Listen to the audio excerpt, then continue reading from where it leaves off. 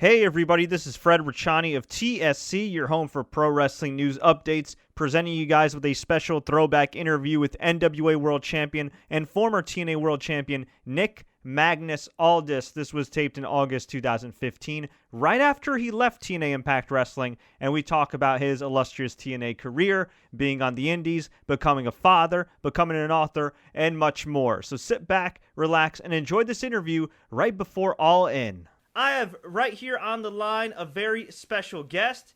He is a wrestler, actor, former world champion, and now an author. I'm talking to Nick Aldis, a.k.a. Magnus. Magnus, how's it going? I'm doing good. How are you? Doing great. Now should I address you as Magnus, Mr. Aldis, Nick? What's the proper title? Dad? Sebastian, Red, whatever you want. No, Nick is fine. Very cool, very cool. Now, you just released the Superstar Body Book, which you could all get on Amazon.com, and you've been in pretty great shape for as long as I can remember, seeing you on TV. Why was this the right time to release a book? Well, the release date was really sort of dependent on when I finished it and when it got edited and rewritten and stuff like that. So it wasn't like we had a calculated time. We'd actually penciled in to release a little earlier than we did. I signed a publishing deal probably a year ago, maybe a little more, and we've been, I've been working on it when I had the time. The whole thing came about really because Carrie Dunn, who actually edited the book, is a freelance journalist. She writes for the Times and all sorts of other people in England. She had covered me a few times. And she had written a book about British pro wrestling, about the history of it, going back to the world of sport, sort of golden age, and now the sort of renaissance that British pro wrestling is really undergoing now, because the scene is really hot. And she asked me if I would be willing to be on the cover of the book, and I said, of course, And it was just one of those things where I never, I always try to research everything. Obviously if I'm going to allow my face and everything else like that to be used and contribute and all the rest of it. I looked into the publishers and realized they were a sort of sports-centric UK-based publisher, and so I just sort of, we just started up a dialogue, and they'd asked me about a book, and I just said, well, look, I'm too young and I haven't really done enough to have a book, but if you want to work with me, I've always wanted to write a fitness book. And, when I do meet and greets and my Twitter and my emails through my website and stuff, a very common thread a lot of the time is guys asking me for advice on fitness or what to eat or or how to improve their physique and stuff. So I just said, well, how about that? I've loved health and fitness as long as I've loved wrestling, because they sort of went hand in hand. Once I made the decision as a young kid that I wanted to be a wrestler, I immediately started lifting weights, because in my mind, that was what you needed to do. It was just common sense. So really, as long as I've loved wrestling, I've loved working out and bodybuilding and health and fitness. So. And is it hard for you, at least maybe at the beginning, to kind of find a balance? Because on one hand, obviously, you look great, you do bodybuilding, but bodybuilding workouts aren't always necessarily conducive to, say, moving very fluid in the ring and having the best cardio. How do you and your colleagues kind of find that balance between, looking great, aesthetically, but also, being prepared to do what you do in the ring? Yeah, I think that's very dependent on genetics. Typically, I think that's a bit of a misconception with bodybuilding, because when I say bodybuilding, and I write about this in the book, when I say bodybuilding, I'm literally referring to the process of lifting weights and living in a certain way in order to improve your physical development, whether that be added muscle mass, but also, a better proportion and, symmetry and everything else, not just simply size. I think that modern bodybuilding, as a lot of people sort of know it, especially from the last sort of 10, 20 years, is all about mass. Whereas what I'm referring to is really just the sort of activity of improving your physique through resistance training. But I think that, in truth, I can only speak from my own experience. I'm very ectomorphic, which means I'm very long and slim. And if I had not lifted a weight in my life, I would probably be 170 pounds, at 6'4". So, I can honestly say that my athleticism my flexibility, my explosive power, my speed, really all improved as a result of bodybuilding, because I trained, I try and train in a balanced sort of way, but also with dynamic stuff. And, I think that just finding that balance really just comes from maintaining a level of sort of functionality in what you do. Like, so as long as if you're bodybuilding every day, as long as you're wrestling and practicing and staying limber and stuff like that, I don't think you're going to really suffer in terms of mobility and stuff, because it's just one of those things. That's really, you're too much in control of it to ever, it's not like you're going to wake up one day and just be too big to do anything. You're very much in control of it. So a lot of people may not know this, but you're under the age of 30 still. You're a new father, former world champion, accomplished quite a bit in TNA. Now, in addition to tackling, writing a book, and of course, everything like that, being a parent, you're now a free agent.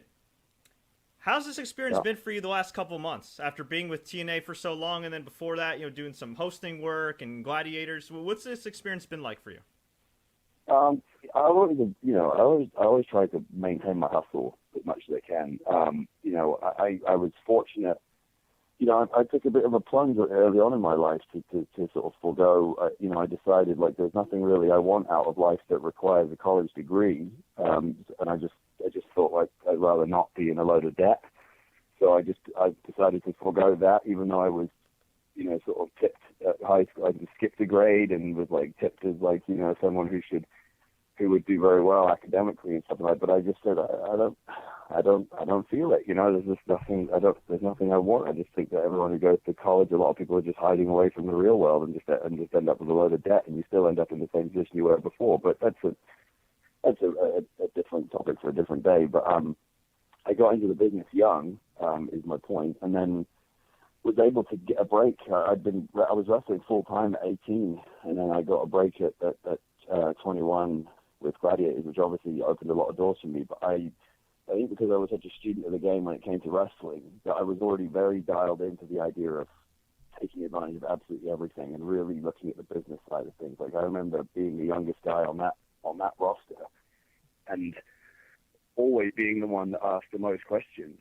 When it came to contracts and appearances and everything like that, I was always the one hustling for more stuff and working with more, just doing more. And I remember a lot of the other cast members on that show being like, how do you think, do you have an agent? Or what's the deal? How do you, think about this stuff? And I just said, no, I'm in the entertainment business, and I think that for me, that's always been my thing, is always just to try and, you don't ask, you don't get, and it's just, especially in the entertainment business, and you just got to hustle. And certainly in the last couple of years of my TNA run, I really lost my hustle in a lot of ways. I've got into a little bit of a comfort zone, which is one of the reasons why when I made the decision a while back that when my contract came up this time, I wasn't going to discuss another one and was going to sort of venture out into the unknown. It was scary, but at the same time, it was so exciting and such a relief in a lot of ways. That's great. And with this free agency period, you've been doing some work for Global Force Wrestling, which, no spoilers here, fans, but, there is some work being done, at least on TV, with GFW and TNA, and of course they've been doing their ballpark tour. They did their TV tapings. What's it been like for you in GFW? I've really enjoyed it, honestly. I mean, first and foremost, I have a lot of time for Jeff and a lot of loyalty to Jeff. He really internally at TNA was the first guy.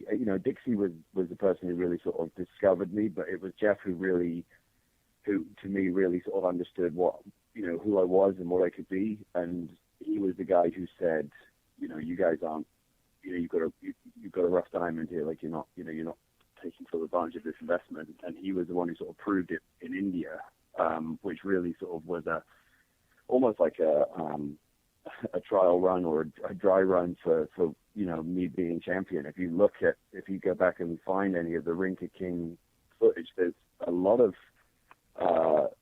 things that were essentially recreated at Impact. a couple of years later. So, Jeff was really the sort of the architect of that.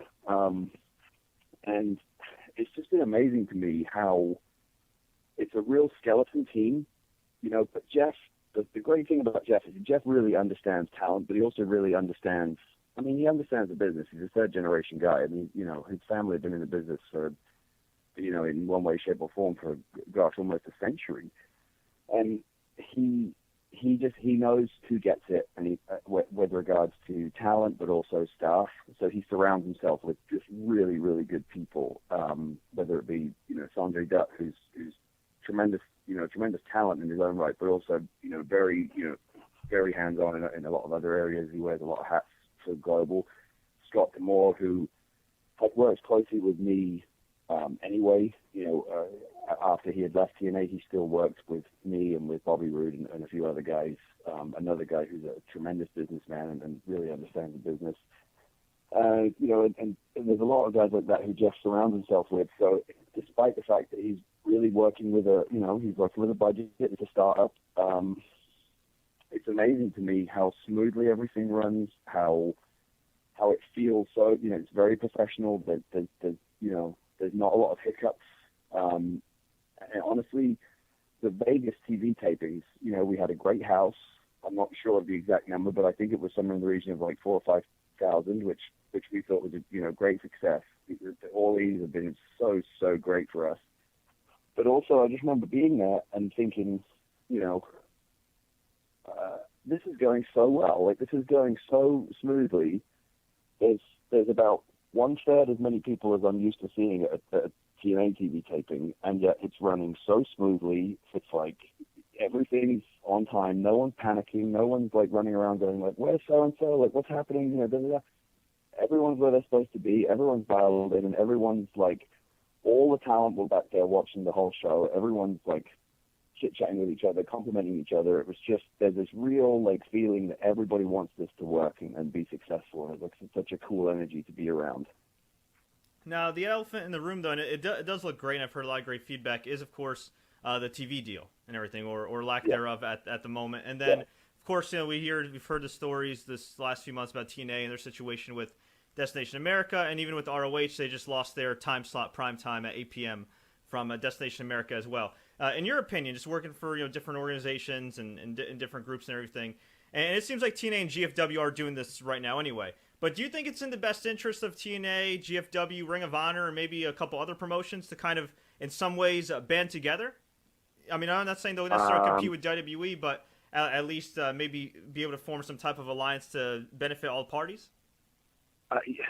Yeah, in theory, it's very easy to say from the outside looking in. I can certainly see the benefit for the fans. I think that the idea of maybe doing like almost akin to what New Japan do with Wrestle Kingdom at the Tokyo Dome, which is essentially a showcase of the best of New Japan, but also they have guests from other promotions and these sort of inter-promotional matches that perhaps people only get to see once a year. I certainly can see that concept being a successful one, like a big sort of super show type of thing where it's like, the best of Global, the best of Ring of Honor, and the best of TNA or Lucha Underground or whoever it may be.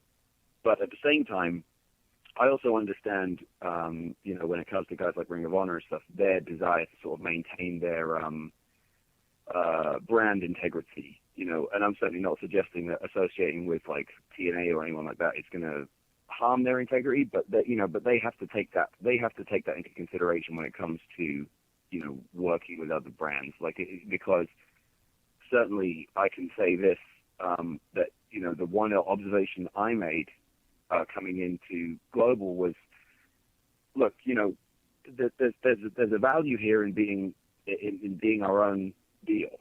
I don't want people to think that me leaving TNA and joining Jeff at Global is like some kind of storyline, because it's certainly not.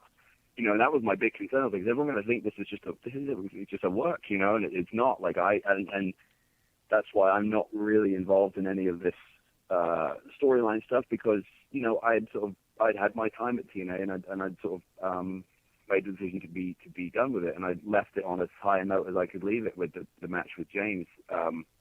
so I just I see both sides, and I think that in limited doses and with enough communication, which is I absolutely think is the most important thing, it could be beneficial. But yeah, small doses. Great. Well, we really do appreciate the time, Nick. We just have a little bit more time here. We actually have some fan questions if you have a little bit of time to take them real quick. Sure. Okay. This one right here from Scott. You said on the Talkin' Shop podcast that Kevin Nash has been a big help to your career and is a good friend. What is the coolest thing you've ever seen Kevin Nash do? Oh, gosh. Well, I don't know if it's the coolest thing I have ever seen him do, but I'll tell this story. I don't know why this just popped into my head, but I think it's because on the Talking Shop, I talked about how Kevin is the reason why they go on about Bud Light Limes all the time, because indirectly through me, Daivari and I want to take credit for being the first wrestlers to openly drink Bud Light Limes, and Kevin, I told the story on Talking Shop, a lot of the boys used to make fun of us, like, well, you're drinking those fruity beers, me and Daivari would be like, we don't care, we like them, they're refreshing, and then, Kevin drank one and was like, that's delicious, and suddenly everyone's like, oh, I like Bud Light Limes, I'll have one. And, but this one day I had a photo shoot. It was my first photo shoot for Muscle and Fitness. I've been fortunate enough, they've profiled me 2 or 3 times now, and the first one I was going to do, I was really excited about it, they were going to cover me. They gave me I think it was 8 pages in Muscle and Fitness, and I was I was such a mark for Muscle and Fitness, and I was 23, I think, at the time, and I was getting ready to shoot the next day at the Golds in Orlando before the TV tapings, and I made the silly mistake of telling Kevin, who's a big bodybuilding fan himself. I said, we were just sitting there, and I was like, yeah, we're doing a shoot tomorrow for Muscle and Fitness, with Lee at the Gold Gym, and he's like, yeah, and I said, yeah, oh, that's awesome, let's get some more drinks, and then he proceeded to make me drink about 25 beers or something that night, and of course, he's a giant, so he's every one sort of chug for him is about 5 for me, and so he's just motoring through these beers. He did it on purpose, he just wanted to, and of course, he just wanted to see if I would crack, and I don't know if I have a bit of that old school sort of respect my elders thing in me, so I just sat there and I just kept drinking until he said it was time to go, and I was so I sat there, and Kevin, to his credit, paid for everything, which was always which was very generous of him, but I remember just sitting there thinking, oh my god, I've drank 25 beers, my gut felt like it was going to explode, and I was I've got a photo shoot for Muscle and Fitness tomorrow, and Kevin's like, it's fine, it'll all wash out, you'll look great, he totally ripped me. Dude, you got to hit him up for that cameo spot in Magic Mike 3. Hey, wouldn't that be nice? I saw him, we tagged together on a show a couple of weeks ago, and I said, Jesus Christ. I said, if I'd have known that you were going to be on the show, I'd have put more Tanner on and made more effort to bring my pre-workout and stuff. He put me to shame. Yeah, he looks amazing for his age, for sure. He looks the best. I think he might look the best he's ever looked. Yeah, especially based on his pics on Magic Mike with the film posters and stuff. Yeah, I think. Well, dude. Well, he trained like a Trojan for that movie. He told me that he was just, he said it was brutal, but he had a trainer and was dieting like crazy, and obviously, because he was obviously took it seriously, and obviously it was a big role for him, and so especially the second time around, he looks as good as he's ever looked.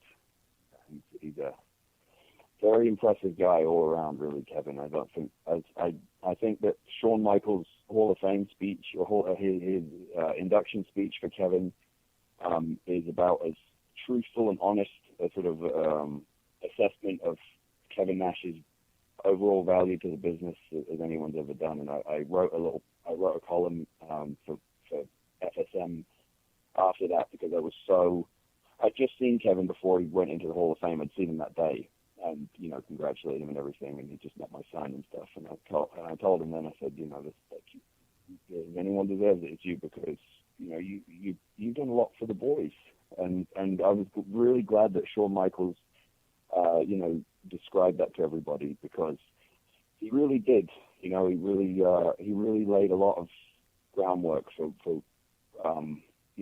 what the boys could get out of the business. which isn't lost on me, because I certainly never made anywhere near the kind of coin that any of those guys are making in WCW, but I did have a pretty solid, guaranteed contract and stuff, and all of that foundation for those type of things was really all set by Kevin back in the 90s. So, he's a very big influence on the business that people don't necessarily understand always. You mentioned writing for Fighting Spirit magazine. You've been doing that for quite a while now. Do you think more wrestlers got to kind of take your lead and maybe put themselves out there a little more, not just necessarily retweet things, but do columns, do podcasts like Talking Shop, just to kind of, I guess, put their brand out there more, let fans get to know them a bit? I think that's definitely happening. I think that I'm setting a precedent. I think I'm the only wrestler who doesn't have a podcast now. But I've always been, the column thing was another thing that just came about sort of by chance. They asked if I would. It's funny because FSM, I really owe a lot to them, because James Denson, who was the editor at the time, was the guy who reached out to me and said, "Hey, can we interview you for the magazine after I got on Gladiators? They wanted to sort of cover my indie wrestling in England and stuff, and then my foray into Gladiators stuff." And as it happened, I was so sort of busy at the time because of Gladiators and all the commitments with that I said, would it be easier if you just email me the questions and maybe I can write their answers, because I want to make sure that you get everything you need. And I think that there must have been something in the way I phrased it, because he sensed what I was driving at, which was, hey, I wanted to show you that I could write, you know what I mean? And I did. That wasn't entirely my intention, was to see if he could, could see that there was a little bit of writing ability there. And he, sure enough, came back and went, "Have you ever thought about having a column? We could pay you a little bit, and I'm sure that it'll be an interesting thing." And never looked back. And been through a couple of different editors now. They've all been great. And Brian is doing a great job now as the editor. And it's rewarding to me. It's nice. It's not like I make a ton of money from it or anything like that. But it's a little bit of pocket money, and it's nice when we do things like Comic Cons or appearances and that sort of thing, and somebody comes up and says, "Hey, I read your column and I enjoy it." And when we did. Jeff and I just did Chris Jericho's podcast a couple of weeks ago, and Chris, blew me away, because he just said, like, "Oh, I read your column every month. I really enjoy it." And I was just like, that's crazy to me that that's still not lost on me. That's not something I ever expected, was to hear Chris Jericho go, "Hey, I read your column and I really enjoy it." That's a very rewarding feeling. Yeah, that's definitely pretty kick-ass to get it from a legend like that. And speaking of another legend who I think is very, very underrated in his career, Jay George asks, does Doug Williams have the best handshake in all of pro wrestling? he not to tread on the toes of another great Brit, but he's very regal, isn't he, when he does that handshake? One of my favorite things I used to do was when me and Doug were a team. We used to do that double team, like I don't know what it's called, like we'd snatch him and do the sort of double hangman thing and fall back, and then we'd stand up and do the handshake. And I went out of my way to glide into that in the most ridiculous way possible every time. But yeah, Doug, he may have the best handshake. Yeah. Okay, we'll take one last one here. I don't want to put you on the spot with this, but this is a question that a few people have asked. This is from Nick here. You seem to have the look and ring skill that New Japan and WWE would really like. Could we see you in one of those rings within a year?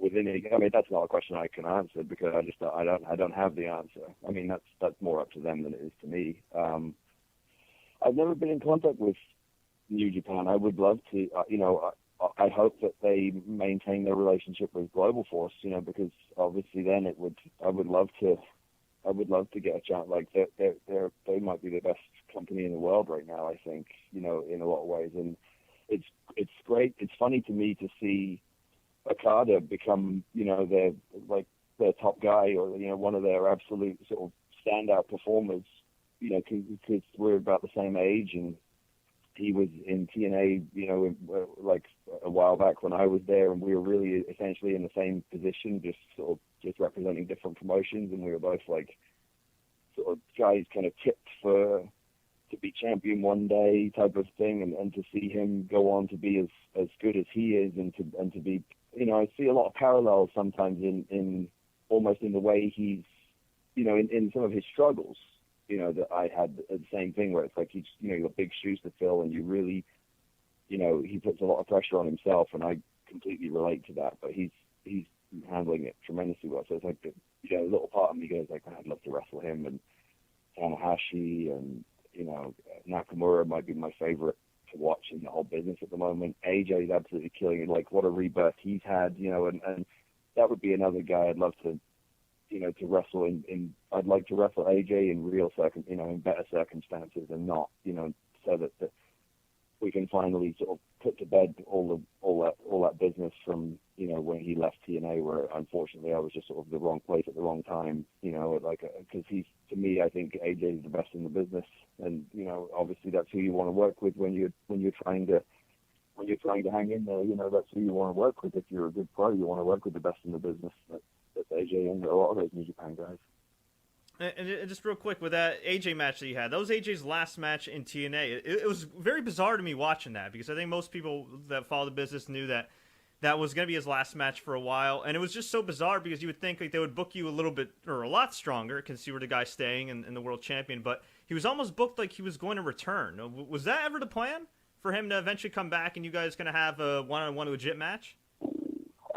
I don't know. I mean, I'm sure that they hoped that. I think that it's surprised. I don't know. I mean, this is completely speculative. I don't have anything. I don't have any,